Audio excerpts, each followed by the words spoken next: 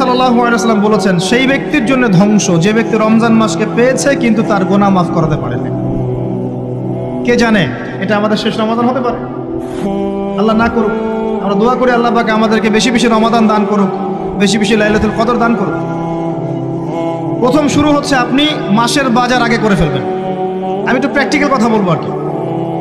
আপনি রমাদান মাসের বাজার এই শাবান মাসে করে ফেলার চেষ্টা করেন, পারলে ঈদের শপিংটাও করে ফেলার চেষ্টা করেন। রমজান মাসে বেশি বাইরে যাবেন এবং টাকা পয়সা নিয়ে গিয়ে যে স্ত্রী সন্তানের হাতে দিয়ে দিবেন না, যাও বাইরে গিয়ে মার্কেটিং করে আসো, এই ভুলটা করতে যান। নিজে পরিবেশ নষ্ট করবে, রোজার যে আধ্যাত্মিকত্ব নষ্ট হবে, আরও হাজারটা যুবকের চোখের জানা করা প্রয়োজন নাই। আপনি পরিবারের কর্তা, লিস্ট করে ফেলেন, আপনাকে আল্লাহ পাক যতটুকু সামর্থ্য দিয়েছেন মূল জিনিসগুলো কিনে রেখে দেন, আর বাকি টুকটাক বাজার আপনি করবেন। আর যখন বাজারে